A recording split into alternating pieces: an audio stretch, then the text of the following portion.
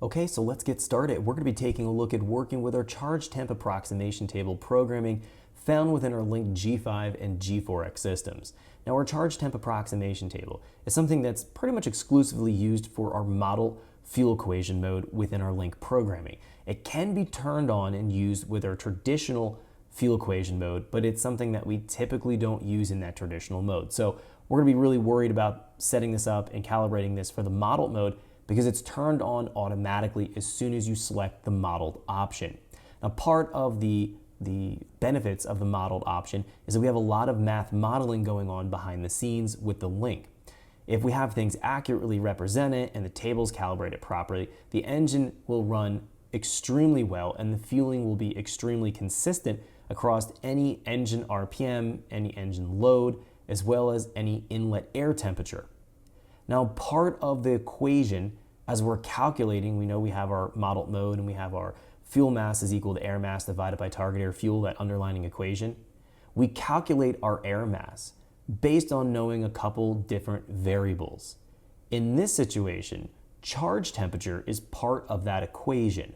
So we need to make sure the charge temperature is accurately represented to the link for that calculation to be performed, which will influence our air mass calculation, which will then influence our fueling calculation.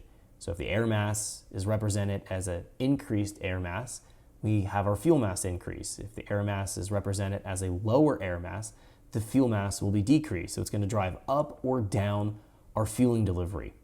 Charge temperature plays a very large role in the consistency of our fuel delivery in the modeled mode. So we need to make sure that it's accurate. Now, the problem with charge temperature is that it's not going to always just be based on the inlet air temp sensor or the IAT sensor. Typically, the IAT sensor is fitted to the intake manifold or somewhere on the charge pipe right before the throttle body. In this situation, the inlet temperature coming into our intake manifold and into the engine is only part of what we need to consider for a charge temp value. Because we have in the cooling jackets on the engine, the coolant is circulating through the cylinder head, the intake port is exposed to the cooling jacket. In this situation, the engine coolant temperature will have a rise and play a role in the charge temperature entering the engine. When we're at a low airflow, low airspeed situation, such as idle, the engine coolant temperature needs to be factored into the charge temperature more heavily because that's going to be really a more realistic charge temperature that the link needs to calculate from. Compared to something like high RPM, high load situations, let's say we're turbocharged and we have a lot of airflow being packed into the cylinder, the engine coolant temperature is not going to have as much of a heat soaking effect on the air as it's entering the engine. So we can rely more on the intake air temperature to calculate our charge temperature.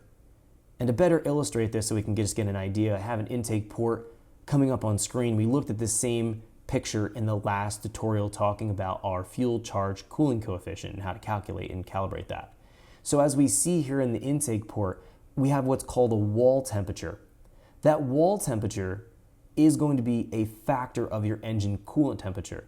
There's going to be a bunch of heat soak going on as the coolant temperature rises that will naturally heat up your wall temperature on your intake port, and a slow moving air pressure and air mass coming into the engine, that coolant temperature will absorb a lot of that heat through our wall temperature. So in that case, it would make sense that we would have a higher charge temperature at idle and low airflow type of conditions. But as we find, high engine speed, high engine load, the airflow, air mass is coming into the engine very quickly, that wall temperature will have very little, if any, effect on the actual true charge temperature that's entering the engine. So charge temperature is where everything is calculated from, and we want to have a more realistic and accurate charge temperature value for the link to work with. Okay, so hopefully this is clear what charge temperature actually means and how we're accounting for it when we're talking about looking at engine coolant temperature and intake air temperature. Now we can take, knowing this, now we can take a look here at our fuel trim. So let's jump into our fuel trim table. Now in here, we're going to find that we have two things to consider when we're talking about our charge temp approximation tuning.